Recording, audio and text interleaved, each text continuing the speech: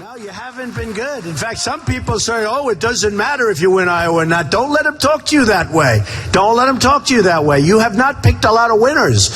And that will make me feel good only if I don't make it with Iowa. You know that. I'll be saying that big league. They haven't picked a winner in years. All right, but you know what?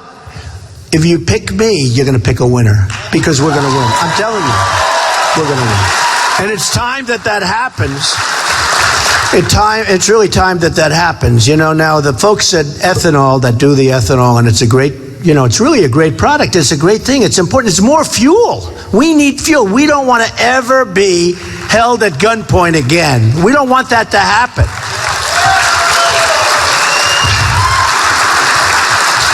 And as you know, my primary opponent in Iowa, only in Iowa, because actually Ted isn't doing well at all in New Hampshire, but in Iowa he's doing well.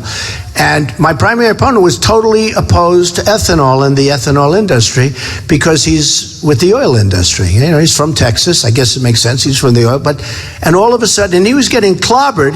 And all of a sudden he said, I'm for ethanol. You can't do that. You can't do that. With, 3 weeks ago, you're not allowed to do that. So nobody really believes it. But, I've been there. The ethanol folks love Trump. They've been very, very supportive of me, and I love them, and I think it's very important that they carry it out. And I'm not a guy that just said it today, and I'll say, because that's a big change. In my opinion, that's a very, very big change. Okay? Very important. So let me go over some of the numbers because I think they're important. And I really want you to understand that we are going to go out. I think, when you're on the cover of Time, I've been on the cover of Time now sort of like 3 times because I was on the year-end review I was on, and I should have been on a 4th. They picked Chancellor Merkel. Poor Germany. They're rioting right now in the streets of Cologne. Rioting. What's gone on is unbelievable with the crime, with the rape. With what's going on in Germany is unthinkable.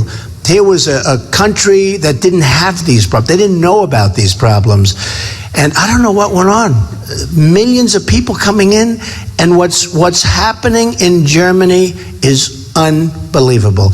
What's happening in Paris is unbelievable. And I'm not talking about the attack. I'm talking very simply about Paris is not the same place. It's not the same place. And we better get smart. We allowed 2 people, right? We better get smart. No, we got to get smart. And, I've taken the attack. First of all, when I announced, I came very, very strongly against illegal immigration. Did I take heat? Rush Limbaugh, everybody said, never has anybody received so much incoming. And I understood, believe me, I didn't know. I said, is it going to be like this for 6 months? That's a lot for 6 months. Within 2 weeks, all of a sudden, people are saying, well, he's got a point. But then they had beautiful Kate in San Francisco, and she was killed, shot in the back by somebody came in, 5 or 6 or 7. They have no idea times. I wonder whether or not he was pushed in because they didn't want it, and they're smarter. Their leaders, Mexico, China, all over. The leaders are smarter, more cunning than our leaders, and they do things to us that we don't even know is happening. But all of a sudden, Kate, she's killed. Jamil in Los Angeles is killed. A veteran, a woman, 66 years old, raped, sodomized, and killed a few weeks ago in Los Angeles by an illegal immigrant. And this is 3 instances all over. Not even to mention the jobs and the economy and all of the other things that are happening. So we have to get smart. And what happened there is all of a sudden people are saying, Trump might be right. He might be right. Now they're all saying Trump is right. Now illegal immigration, what's true? If I didn't bring up illegal immigration, you wouldn't even be talking about it today, folks. I brought it up. I took a lot of heat, and then people are realizing what a big problem it is now. We're going to have a border. It's going to be a very strong border. We're going to have a wall because walls do work when they're real walls. We're going to build a wall. Mexico's going to pay for the wall because they make a fortune. Mexico's making a fortune. I respect Mexico. I have thousands of Hispanics that work for me. Over the years, I have tens of thousands of people working for me. But I have thousands of Hispanics, thousands. In Nevada, just recently, I won the poll. Hispanics are voting for Trump. And I said that was going to happen. The people that are here legally, the Hispanics that are here legally, The Hispanics that are here legally, they're voting for me. And I've been saying this, and then all of a sudden the announcer says, I can't believe this. This is really surprising. I easily won in Nevada with the Hispanics. And I'm going to win a lot of places with the Hispanics. African Americans are with Trump. They're going to be with Trump. The relationship I have with the African Americans is great. And actually, one poll came out at 25%. And this is for the Republican Party, which is a very unusual number, because usually it's 5%, 4%, 6%, maybe 7%. They said, wait a minute. If Trump gets 25% of the African American vote, the election's over. He wins. He wins. He wins. Because they're smart. They know I'm bringing jobs back from China. I'm going to bring jobs from Mexico. I'm going to take our jobs back. We're going to start making things. Newton, Iowa, I was very much involved with Newton a number of years ago. It was on 60 Minutes, and I saw what was happening. You know that, right? And I helped a lot of people in Newton, and I just thought, I was watching 60 Minutes. I felt so badly where people are moving to Mexico for the most part. Companies are moving out. And Newton was treated very unfairly. And that's one community, but we have communities all over the country that are being treated unfairly. And frankly, we have corporate inversions where companies are now going to move out of the United States. They're going to leave the jobs behind. They're going to other places all over the world. Pfizer's moving can you believe it? They're moving to Ireland. They're going to leave thousands and thousands of jobs. $2.5 trillion right now is offshore. It's outside of the United States. I think the number is actually much bigger than that. When the government gives you numbers, they don't know what the hell they're talking about. They don't. No, it's true. They don't know what they're talking about. I think it's actually big. You can't get the money back in. So they have money sitting outside of this country. Everybody agrees, Democrats and Republicans, that it should come back in and use it for jobs and things in this country. They can't bring it back in.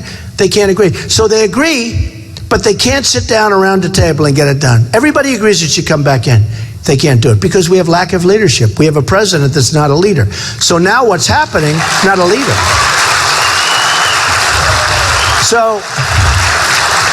So now what's happening is companies are moving out of the country to get their money and to get lower taxes and other things. My tax plan, by the way, was put in, got great reviews. We're lowering the hell out of the taxes for businesses and for the middle class. We're going to lower it.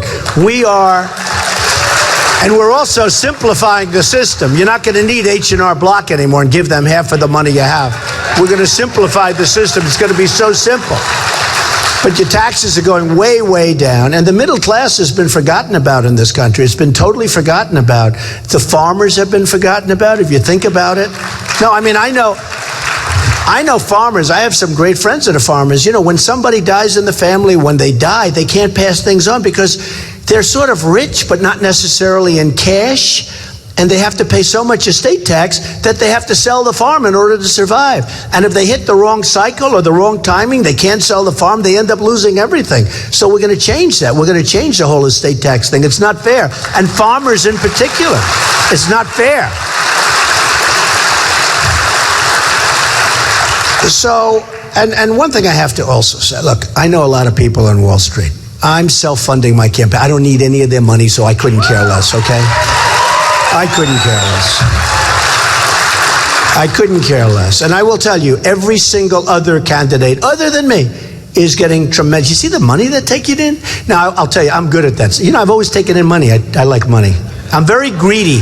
I'm a greedy person. I shouldn't tell you that. I've always been greedy. I love money, right? I take in a lot. I made a lot of money. If you would have told me when I was at the Wharton School of Finance that I would have done what I've been able to do, I wouldn't have believed it. But I built an unbelievable company, very, very little debt, tremendous, some of the greatest assets in the world, tremendous cash flow, tremendous cash sitting there. I filed my papers, with the federal elections. Everyone said, well, maybe he's not as rich as we think, so maybe he'll never file. But I filed. In fact, I would have filed if I didn't run because I want to brag. I love to brag, all right?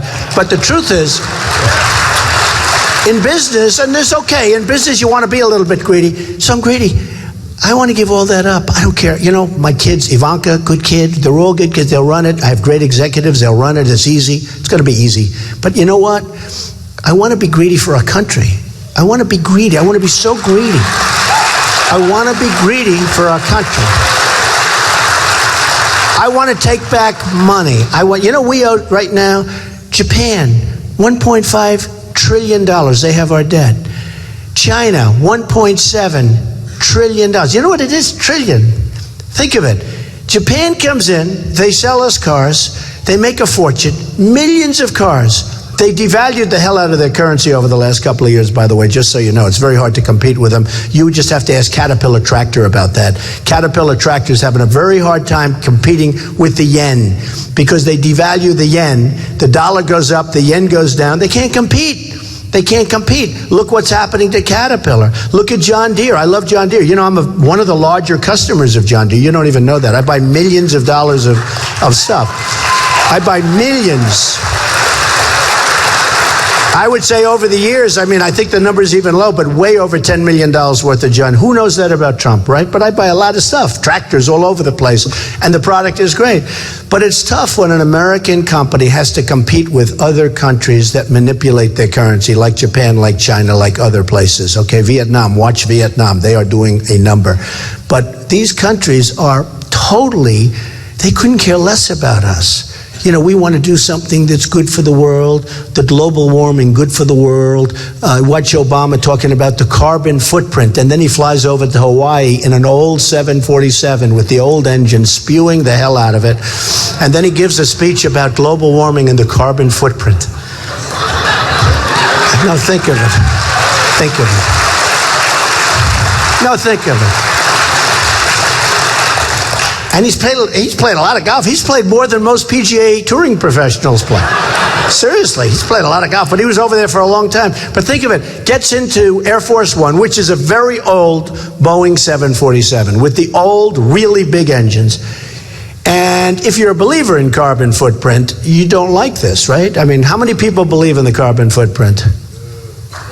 I'm shocked. I'm shocked. I was just given a bill. I flew my plane into a certain location. They sent me a bill for $2,200, a carbon tax. I said, what a scam. What kind of a scam is this? And my plane's a good plane. I mean, it's efficient. But think of it. Flies a 747 to Hawaii and back. And then he gets up and gives a speech about global warming. You know, give me a break. I mean, there's not one person in the whole room that talks about carbon. Okay, look, we're going to protect you. Nobody's going to attack you. Seriously, who believes in the carbon footprint? One. Oh, Al Gore. And you know where he is now, right? Two. You believe in it? Two. Okay. So 2 people out of 1,700. I'm with the 1,700. Okay. All right. I thought it would be more than that. I mean, I thought it would be more than that, but I think, you know, if you're going to play the game, you got to play the game. Okay, so, and you can't be doing what he's doing. So anyway, so on some of these numbers. So Reuters, Trump, 41.1, Cruz, 16. Think of that. Carson, 12. Oh, poor Jeb, he's way down. Wow. He spent $68 million on his campaign. I won't even tell you what his number is. It's so ridiculous. Okay, think of this. Fox last night came out with a poll, a nationwide poll. Trump 35, Cruz 20, Rubio 13, and the rest are all quite low. That's good. But here's one that I loved. Trump versus Hillary Clinton. Has anyone heard of Hillary Clinton? Has anyone heard of Hillary Clinton? Oh, it's so terrible what Mr. Trump is saying. I don't like his tone. We have people, their heads are being chopped off all over the Middle East. She's worried about tone. We need tone, believe me. We need tone. We're tired of these politicians, these weak. I'll tell you what, I'm doing this. I didn't need to do this, believe me. I had such a nice life. It was good. The company was good. The family's nice. Everyone's good. I love everybody. I had to do it. Because I'm so tired of these weak, disgusting, corrupt politicians that we have running our country. That's what it is. They're corrupt. They're corrupt. And remember this. A lot of deals like the Iran deal, but a lot of deals, you think that they're stupid, the politicians, and many of them are. But many of them are just corrupt. They take their PACs. Guys put 5 million, 7 million, 2 million, 1 million into Bush's PAC and Hillary's PAC and Marco's PAC and all of these PACs. And frankly, Ted Cruz has, 2 guys that have given him a fortune. One is oil and one is something else. Remember, ethanol, you're not protected. I guarantee you that. I guarantee you that. But Ted has guys. But every one of them, they have people that put up millions and millions of dollars. Those people control those candidates, okay? So if it comes to a vote and they need to put up their hand that's good for the country and these people don't want them to do it, they're not doing it, folks, because they want them to be there for the next election. What a politician is really good at is getting reelected and continuously to get to the right source. Remember this. 7 months ago, I was a big donor. I gave $350,000 to the Republican Governors Association. It was like crazy. I give to everybody. I give to Democrats. I give to everybody. You know why? Because when I want to call somebody, when I need help, I'm a businessman, really successful. I go, everybody likes me. And it's the way the system is. And I don't say it's a good system. And I'm not saying it's even a bad system. I'm only telling you, I'm not taking anything, and I have to do what's right for you. Remember that. I have to do what's right for you. You're the only one I'm working for. And I've always been told that a very successful person can't run for president. I've been told that. And I understand. I've done hundreds of deals, hundreds and hundreds and hundreds of deals. That's what I do. My whole life is deals. They're coming out of my ears. They're coming all over. I did hundreds of deals, and they've been, for the most part, great. And when they were bad, in fact, a couple of guys wrote about a recent deal. When they were bad, I made them good. That's the sign of a good business guy. Sometimes, they're bad because the economy changes. Like Atlantic City. You read about Atlantic City. I made a lot of money in Atlantic City. I made a lot of money. One of the very smart guys said, Atlantic City, Trump walked away with a fortune. I made a lot of money. Now, I used every single trick in the book and this and that, but if you're on my side, you want to be on my side. Because the economy went bad, the politicians destroyed Atlantic City, lots of bad things, and yet I came out great. The sign of a good businessman is when you take something that shouldn't work and make it good. And I've taken deals, it's very important. I've taken deals where I'd have things in the middle of a depression. All of a sudden, you have a building that's going up, things are great. Then all of a sudden, bing, the politicians or something happens where the world collapses. And you go from having strong times to bad times, and you're in the middle of a project. When you can take those jobs and make them good, that's the sign of somebody that you want on your side. And that's what I do. I make things good. So, and Atlantic City's a story. In fact, they did a story recently on the front page of the Wall Street Journal. It was actually a good story. It said, Trump made a lot of money in Atlantic City. And, people say, oh, I know you did great, but you didn't do great in Atlantic City. I did great in Atlantic City. I made a lot of money. But it was always a fight because it was always behind the 8 ball. The politicians were always making stupid decisions. They didn't fix the airport like they were supposed to. They wasted tens of millions of dollars doing the wrong thing. They built their convention center in the wrong location. I said, don't build it there. Build it on the boardwalk, expand the existing. You'll spend 1/3 the money and it'll be 3 times the size. They didn't listen to me. Probably somebody had a deal over in the other area where they owned some land or whatever, crooked politicians all the time. And, they built it in the wrong location and they destroyed. Atlantic City suffered. But I said, when I saw the stupid moves being made, I did a lot of things. And plus, I got out 7.5, 8 years ago, which was great timing. Actually, the smart people give me a lot of credit. I only tell you these stories because you're about to pick somebody. We're a country that has $19 trillion in debt. We're in trouble. There's a bubble. You see the stock market is starting to, see what's going on, right? Some of these people are shaking their heads like this, because they're in the stock market. But it's starting to have some very bad weeks and some very bad numbers. I tell you because I'm really good at that stuff.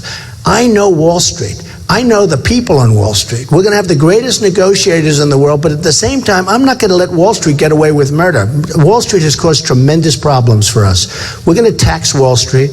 We're going to get rid of certain things that they should have. I've been talking about it very strongly. Certain things that they want, and they want them badly, and it's not fair to give it to them.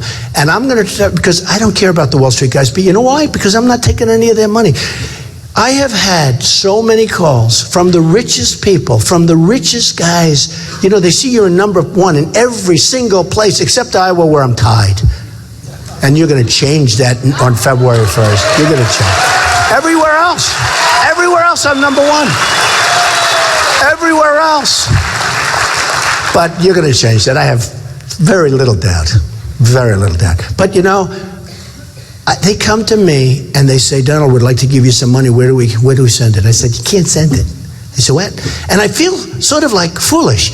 And the last time I really did this was in Iowa 2 months ago. We had 4,000 people, and I was in an audience, and I said, I feel foolish, because you know, all of these guys, some are friends, some are enemies. Even my enemies are offering me money. They want to give me anything. Because once you take money, you have a psychological barrier. You know, you have to sort of help them, right? So I'm with this group in Iowa, and it was Iowa, and I tell you, it was an amazing evening. We had a great evening. And then I said to him, listen, I feel a little guilty.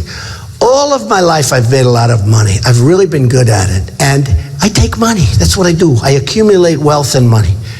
And I'm offered massive amounts of money by all these guys because I was number one then too.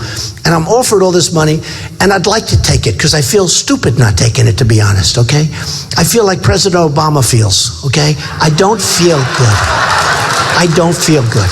I don't feel good about myself not taking it. They're offering me this tens of millions of dollars. By the way, Bush had 128 million. I'd blow him away in one day. I'm telling you. If I took money, I would blow him away. I would have a PAC that would have so much money that it would be like one of the great PACs of all time in history. It would set records, right? So I'm saying to the group in Iowa, I say, so here's the deal I'd like to do. I feel guilty not taking it. It's not my life. My whole life has been doing it. Now I'm saying, no, I don't want it. I promise you, let me take it, and I will be 100% fair. I won't do anything for the people giving me the money. I will be totally loyal to you 100%. Could I have your vote? Oh, listen to this. Oh, the other group was much tougher than you. They stood up and they started booing. Look at that. I have some people that said I could take it. Whoa, I didn't know that. This group stood up and they would say, no, don't take it, don't take it, don't take it.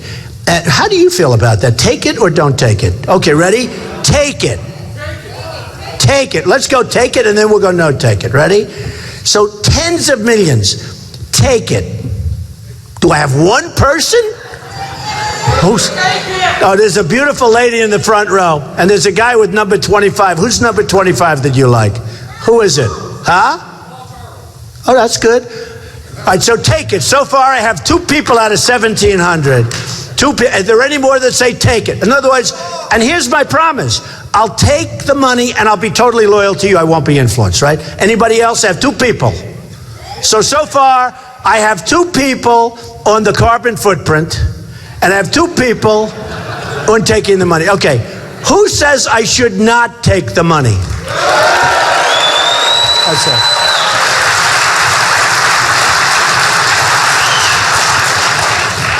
I'm leaving Iowa. I'm not taking the money. And you know, it's funny. It was a little bit of awakening because my people said, and other people from other campaigns said that really it was interesting.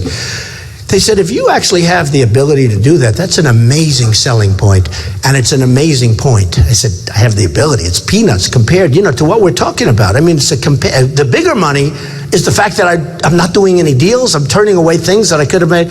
I'll give you an example. The head of, and this is small time compared to some of them. I turned down a deal in Asia yesterday because they said, I can't go to Asia. How would you feel if I went over to Asia to do groundbreakings? I don't think so. It doesn't work well when you're running for president. Do you agree? Ladies and gentlemen, we're going to build a beautiful building in China. Here's a shovel and let's do it.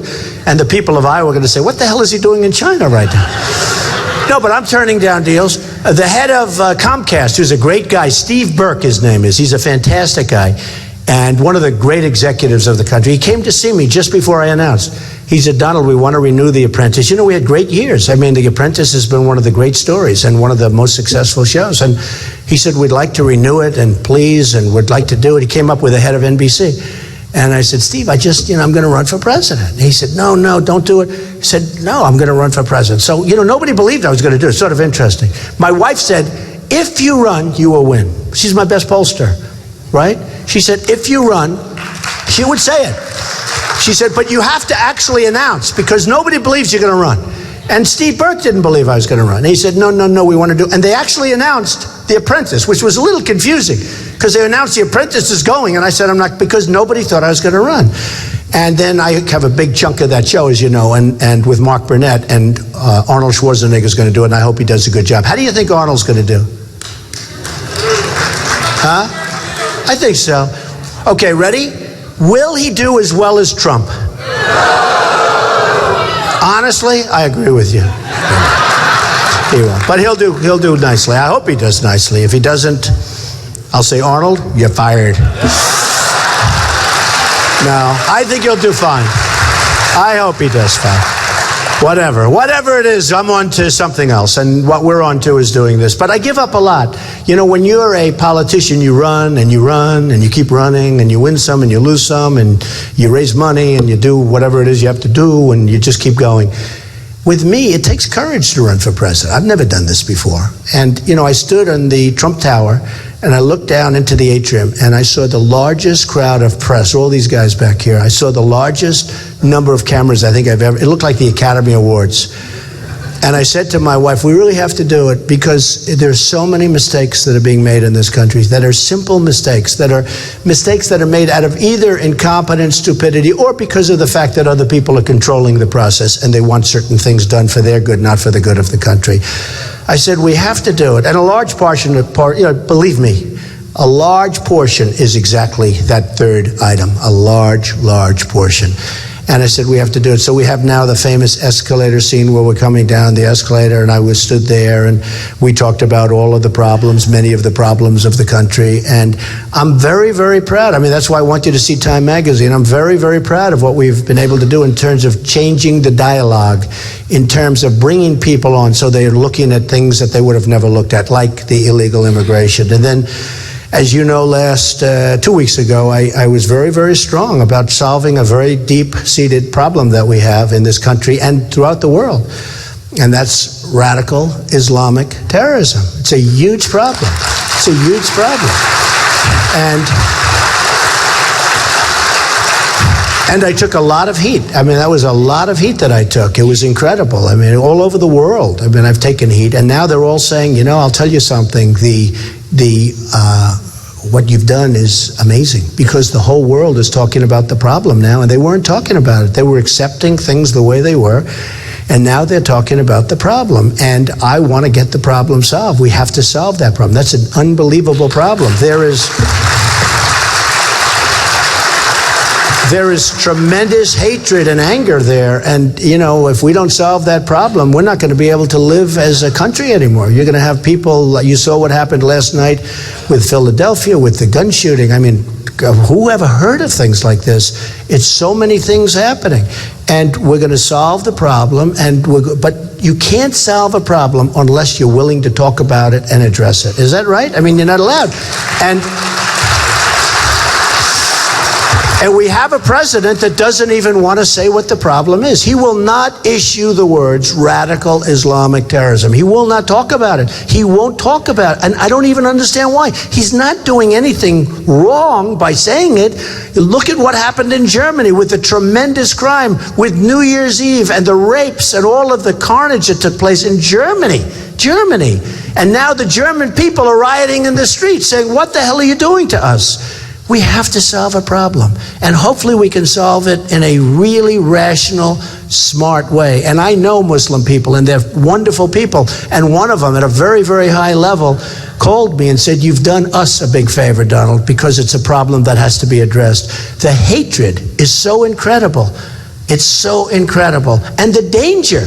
I mean, when we have people willing to fly airplanes into the World Trade Center and many other things, we got to solve it. We have to get to the bottom of it. Airplanes blowing up. You look at what's happened over just the last little while. Just last night, you look at what's happening. So we are going to work together with lots of other people. I will say this: that community has to be more open toward us, because the two people where she came over on a fiancé permit or some nonsense. Did anybody ever hear this? And she was very radicalized already. And a lot of people said she then came over and radicalized the guy. But people knew what was going on. It wasn't just, they had pipe bombs all over the floor of their apartment. They had pipe bombs all over the place. They had different things all over the place. It wasn't like a normal situation. Other people saw it, and they didn't want to report it. We need help. We have to have people report. And the greatest people are police. Our police are under siege. They're under siege. Our police are not being treated properly. And you have to call your local police and say, you know, I see 24 pipe bombs sitting on the floor of this guy's apartment. That's not too normal, is it? I know they're not going to go farming in Iowa, right? So they have to get out, and they have to, or they're just not against, I mean, they're just not with us, okay? If they're not reporting something like that, but many people knew, I mean, beyond the mother knew. She'd walked in the apartment all the time. She sees all the stuff. She doesn't report. Well, it's a mother. But the mother has to report. They have to report. They have to report. Your president is what? Well, look, he's got to get smart. He's got to get tough. We got to knock the hell out of ISIS. We got to get rid of him. You know, I was very much against the war in Iraq for a long period of time, since 2003, 2004. In fact, they did headlines because I said, if you knock out Iraq, you had Iran and Iraq, and they were sort of like equals militarily. And I said, if you knock out one or the other, in this case, if you knock out Iraq, you're going to destabilize the whole Middle East, because Iran is going to come in and take. Now, think of what Iran's done, how brilliant it is. If you own stock in Iran, you'd be very, very wealthy, okay? What happens is this. Iran makes this deal because they're much better negotiators. Kerry's an incompetent negotiator. We don't even have our prisoners back. We don't have anything. So he takes this deal, and he makes this deal, and it's one of the worst deals I think I've ever seen of any kind. We give him $150 billion. $150 billion. We get nothing, right? So he makes this deal. And I've been saying over the last period of time, and first of all, I would have gone in, and this would have, 3 years ago, can you imagine? This is the longest running deal I've ever seen. I would have gone in and said, we want our prisoners back before we start negotiating. And they would have said no, and I would have lifted up, I would have walked out of the room, I would have said, bye-bye, see you sometime, call me when you're ready. I would have left the room, I would have increased the sanctions. They were dying with the sanctions. I would have doubled and maybe even tripled up in the sanctions, and I guarantee you within 48 hours, we would have had a phone call in Washington, D.C., please come, we want to immediately give you back your prisoners, where can we have them delivered, right? That would have been number one. I would have been number one. I would have never in a million years told them about the money up front, because I wouldn't give them back. So now we have our prisoners, go home, enjoy your lives, right? Cost nothing. Now I would go back and say, listen, before we start, I want to tell you, we're not giving you back any money. We're a debtor nation. We owe $19 trillion. Say we don't have it. We don't have it. We're not giving you back your money. So let's start negotiating now. So now we have our prisoners and we keep the money. Wouldn't that be nice? And we'll make a good deal. We'll make a good deal. All right? So they made one of the great deals. And you know what? For 2 years I've been talking about this deal, how stupid it is, and how our people are so incompetent. And the way we were treated, even during negotiations, where they're dancing in the streets in Iran, they're dancing and saying how stupid our negotiators are. We haven't made the deal yet. If I ever made a deal and the other side's talking about, I'm stupid, I'm making it terrible, I don't care how good the deal, I'm not making it, right? I mean, the abuse we took during the deal. And now, I don't know if you heard that one of the saddest things, they now want to negotiate. They want to start a brand new negotiation for our prisoners. Do you believe this? They want to negotiate now. Could have had them for the deal. They now want to start a brand, and now we don't have sanctions anymore. You're not going to be able to get any of these countries, because remember this, Russia, and Putin likes me. Putin says, Trump is brilliant. I love that when he says I'm brilliant. But Putin said, Trump is brilliant, he's the real leader, blah, blah, blah. Now, I don't know if he means it, if he doesn't mean it, I don't care, I like it, okay? And these characters I'm running against, they think I should disavow his statement. So he calls me brilliant, he says I'm the real leader, I'm the best leader. And sort of, it was interesting, because we were on 60 Minutes together. I was on separately, I didn't meet him, I was here, he was here, and we got great ratings that night, so CBS likes us, right? But we got great ratings. But he made these nice statements. And then you have the people I'm running against saying, disavow the statement. I said, why, I'm going to disavow? He calls me these nice things. I'm not going to disavow anything. Who the hell knows if he means it or not? But if he does or not, I still like it, right?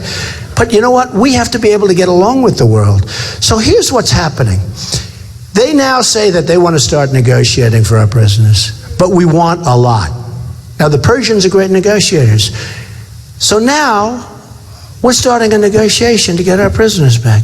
And Kerry said he didn't want to bring up the prison. It wasn't like we negotiated and lost the point. Secretary Kerry and President Obama said we didn't want to negotiate for our prisoners because we didn't want to complicate, the word they used, the negotiations. Who the hell, what's complicated? We want our prisoners back. That's complicated, right? You go in, we got to have our prisoners back. Bad for you, bad for everybody. You don't care, your people don't care, they don't even know you have them. We need them. We'll make a better deal because our people won't be so angry, meaning the United States. Give us our prisoners. That's what you say. And I'm telling you, they'll say no, and then you'll do, and then you'll go get them. Okay. But now they want to start a brand new negotiation. And they say, we want a lot. I can't believe it. I get so angry when I see it. I get so angry when I see it. They should have been out 3 years ago, 4 years ago. Frankly, they should have never been there. One's there because he's a Christian minister, he's a pastor. They should have never, ever been there. So I've been saying, but think of this, I've been saying that that's one of the really great deals ever made. And then I said to myself 2 weeks ago, you know what, that's not the greatest deal. They also made the greatest deal. They took over Iraq for nothing. Iraq has the second largest oil reserves in the world. We lost $2 trillion, incredible, beautiful young soldiers, male and female, young, beautiful soldiers, wounded warriors all over the place. I see them all over, I love them. They're stronger than all of us. The energy, the feel that they have, the life that they have, the smiles, they're always smiling, and they're amazing people. Wounded warriors, no legs, no arms, just the worst. I mean, they've been just so badly battered. And we get nothing. We have nothing. Remember I said keep the oil? I said keep the oil. If you're going out, they shouldn't have been there in the first place. You're going out, keep the oil. We have a president that gave him an exact date when we're leaving. So now the enemy says, oh, that's good. Let's pull back for a little while. We'll go in after they leave, right? That's what happened.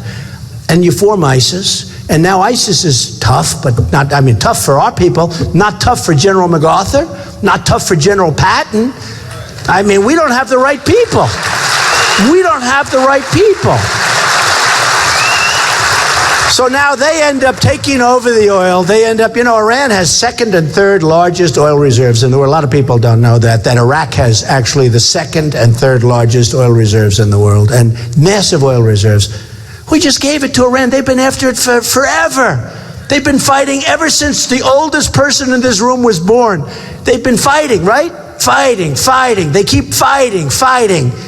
We just knocked out one. The other one walks and takes it over, says, thank you very much. And also, by the way, closed the door on the way out. And we're negotiating. And Russia, by the way, is now making their missiles. Everybody that was doing the sanctions, is now participating and taking a lot of the money that we gave. Russia's doing armaments and missiles. Other countries are doing other things. Everybody but us. They won't deal with us. We are run by the stupidest people.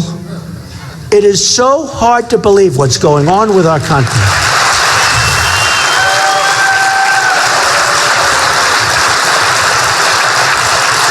So, the Iran deal is a disaster. Syria is a disaster. You look at what's gone on with Libya. You look at what happened there.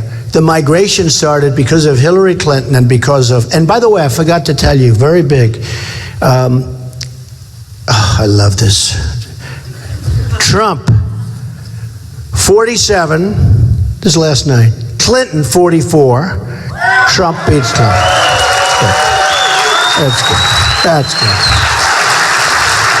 That's good. Iowa, before we said. Okay, CNN, Trump 33, Cruz 20. That's good. I like that one. Then we have, that's good. No, that's good. Oh, I won't read you the one from your paper here, the Des Moines. I don't like that paper. No, it's a dishonest paper. I mean, what do they do? Like take 300-400 votes, and I'm sure they'd never take 3 or 4 of them or 10 of them and put them in their pocket. I'm sure that would never happen. But that one, and I'm not even down by much. I'm down by, and then I'm winning in another one. The other one came out last night, and that's pretty even. It's like statistically tied. So we've got to win Iowa. Oh, we got to win it. Okay, so we're going to win it. Okay. Otherwise, I'll tell you what. Otherwise, we're wasting our time, folks. We're wasting our time. I'm going to be a nice footnote because they're all saying, even the Time magazine, he said, what an incredible job. Makes no difference if he wins or loses. What an incredible job. I don't want to be. We either win or we lose. There's nothing else. There's no he did a great job. It's like in baseball. He did really good, but they lost the game 1-0. Okay, what difference does it make? No, nobody knows. I think she's found that very funny. So we have a couple of, one of the things that I like about speaking randomly and off the cuff is that we can talk about things that happened 15 minutes ago. And there's no teleprompter, right? We don't have teleprompters. And we don't have speeches. We don't have speeches. I'd love to read a speech. It would be so easy. Ladies and gentlemen, thank you very much for being here. I love Iowa very much. It's great. Pa, pa, pa, pa, pa, right? We don't do that. We speak from the heart and we speak from the brain. I'm fortunate.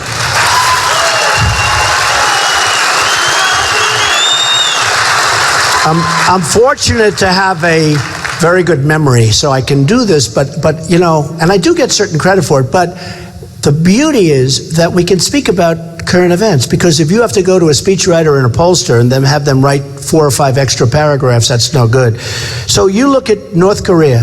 So we talk about Iran, and that's a disaster, but they don't have nukes yet. They will have them, by the way, unless I get to be president. If I get to be president, I promise you folks, they won't have them.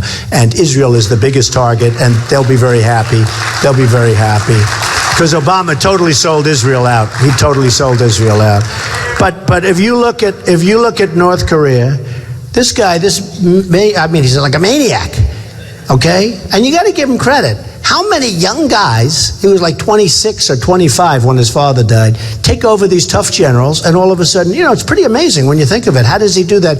Even though it is a culture and it's a cultural thing, he goes in, he takes over, and he's the boss. It's incredible.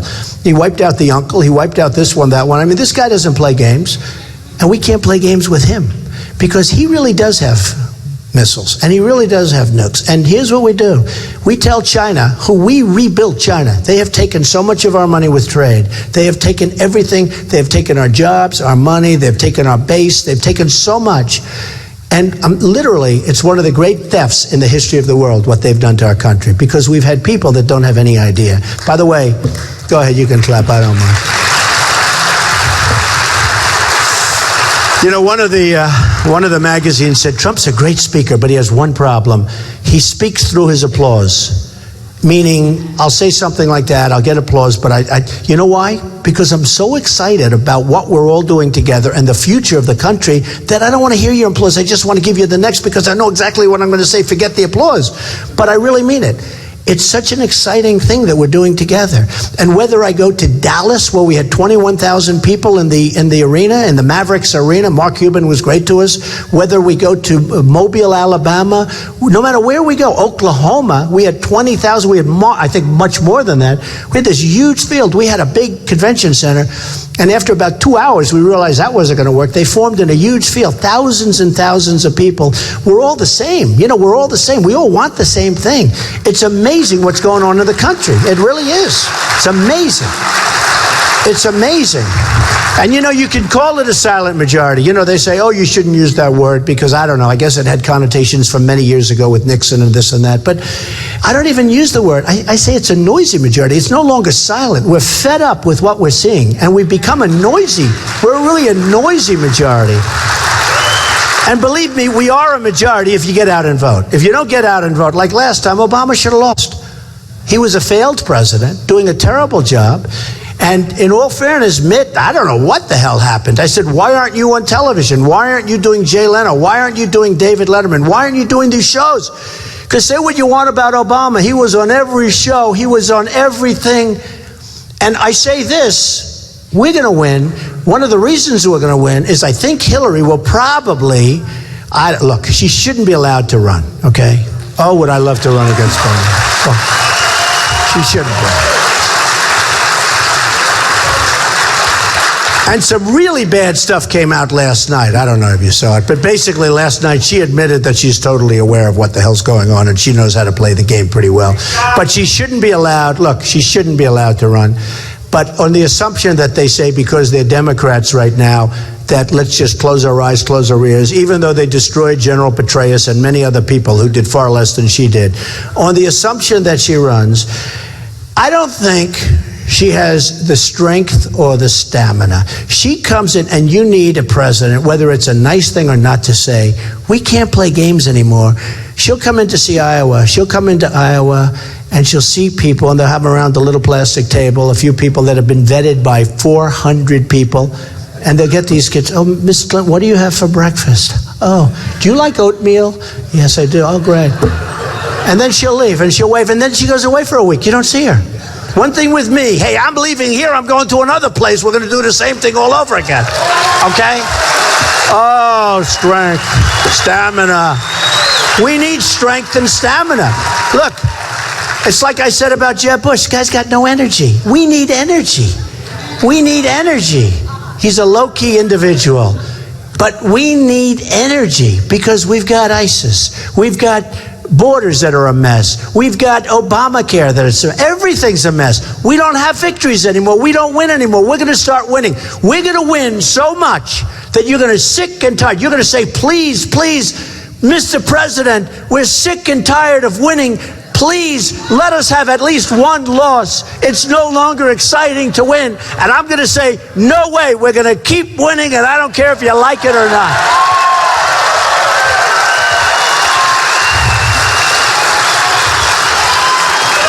We're going to win. Oh, we're going to win. I like to win. I like to win. So I just want to leave you with this.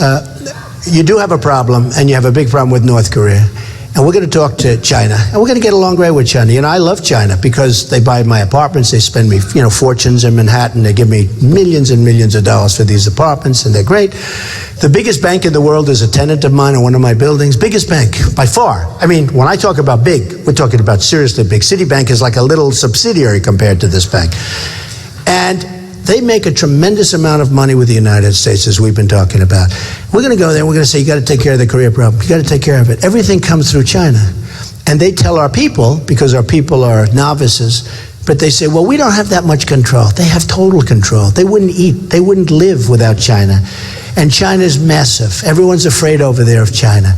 China can handle the problem. I want them to handle it. We don't have to handle everything. We handle everything. We don't have to. I will get China to handle the problem. If they don't handle the problem, we'll have to take it up and trade. It's going to be very costly for them if they don't handle the problem. But I wouldn't say that because I would never want to threaten anybody, okay? Never. Under any circumstances, I never want to threaten.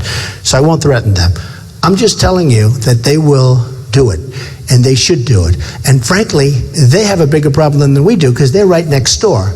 And Japan has to help us out because they are really, they're very suspect. They would be, look at what's going on over there. They're already sending planes to find out what's happening.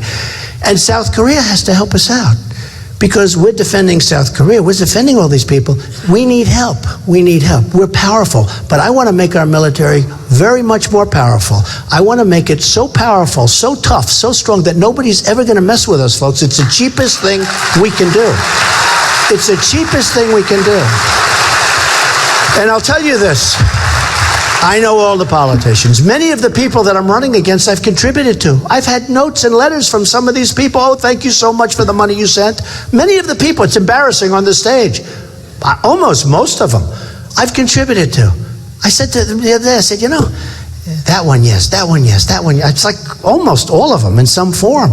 And I said to myself, isn't it ridiculous? I'm running against these people. I've contributed to all of them. I understand politicians better than anybody. They're never going to get you to the promised land, folks. They're never going to take you there. They're never going to solve the problem of the border. They're never going to get you the wall. Now they're starting to say, well, we should build a wall. Remember this. Every time somebody says, we should build a wall, please think about me, okay? Just think about me. And they won't build it. And by the way, they won't build it because they wouldn't know where to start. They're not going to build a wall. But they got to talk it because they're seeing that there's been a fever for Trump and for the wall and for the border. And when CNN did their recent poll, who is the best on ISIS? Trump, by a vast majority. I'm talking about by close to 50%. And you have 14 or 15 people, and I'm getting 50%. Who's best on ISIS? Who's best on terrorism? Trump, by a vast majority, close to 50%. Who's best on the economy? That one I would expect. I'm way up, way over 50%. I think over 60%. Well, it's true. Who's best on jobs? Trump. I will be the greatest jobs president that God ever created. That I can tell you. That I can tell you. And we are going to be, and it's so important, we're going to be a respected country again. We're not going to be laughed at. We're not going to be smirked at. People aren't going to think of our leaders as being stupid people. we're going to be respected again. Mexico is going to respect us, and we're going to respect them too, and we're going to get along with them just fine. But they can't keep taking Ford and Nabisco and so many of the companies that you have even in Iowa. And New England was wiped out. You take a look at New England, what's happened there. Can't work that way. You know, these deals have to be a double-sided deal. I'm a free trader, but I also want smart trade. It's got to be smart. And that doesn't mean we have to take advantage of others, but it's got to be at least fair. So these things are going to happen. Carl Icahn, one of the great businessmen, and so many others have called me. They'd like to get involved. If I took a Carl Icahn, and if I took some of the others, all of whom you've heard of, these are the greatest in the world. We have the greatest in the world. And if I say, Carl, take a look at China, trade with China.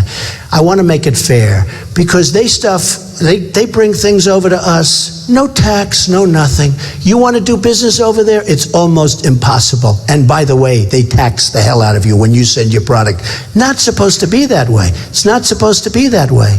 It's supposed to be a fair deal, but it's not a fair deal. I could tell you 100 stories. It's not a fair deal. So when I take somebody like Carl and other of the great business people, they don't want money. They don't want a salary. They're rich. They made a lot of money because they're smart, because they have that ability to negotiate and make deals. When I take Carl and say, do me a favor, you watch over our trade with China. In a very short period of time, you people are going to be very happy because that's the way it works. Because we're really good at what we do. And honestly, I play with these people. Every single debate, I'm not a debater. I've won every debate, according to the polls. I mean, I've won every debate. The last debate, and you don't hear that from these crooked guys like Karl Rove. He's a totally dishonest guy. You don't hear that. They don't talk about that. And you know, Krauthammer and others, although Krauthammer's getting better, I must say. He's coming a long way. He's doing much better. But these, Karl Rove, I mean, some of these people are so, George Will, take his little spectacles away, he's a stupid person. I'm telling you, No, remember the war? You must go in and attack immediately. Now what do we have in Iraq? Okay, attack immediately. Take a look at his record. It's a horrible record. And I really mean it. Take those little spectacles away, and he doesn't look like a smart person. With the spectacles, he looks smart. But every debate. So when I came out, I said, let's see, I debate. They said, how do you think you'll do the first debate? I said, I've never done it before. What do I know? I've never done it before. And then Drudge, who's a fantastic man, by the way, but Drudge, and you have Slate, and you have CBS, and you have all these polls come down. I mean, all great polls. Time Magazine has a poll. Online poll right after. I've won every single poll of every single company for every single debate. And I'm not a professional debater, and they have hundreds of thousands of people. But I tell it like it is. I tell the truth. I tell it like it is. And I know how to fix our country.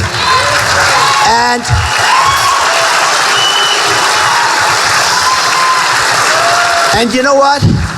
If I don't make it, I'm going to love you folks just as much. And honestly, if I don't win on February 1st, if you people don't do what you should do, because I'm telling you, I'm going to make America great again. But if you don't do it, I will still love the folks in Iowa. Maybe not. No, I will still love the people in Iowa because I've developed so many friendships. But I just think so important. We're going to make America great again on February 1st. You have to get to that caucus. You have to go out, do a job. And we're going to bring your friends. You know, don't sit home. Don't sit home. Get out there. It's so important. I think it's one of the most important elections we've ever had because our country is going to hell. And we're going to turn it around and we're going to make it so great again. And we're going to make it, in my opinion, we have a chance to make it greater and better than ever before. Thank you very much. You didn't frankly have the balls to put country before party.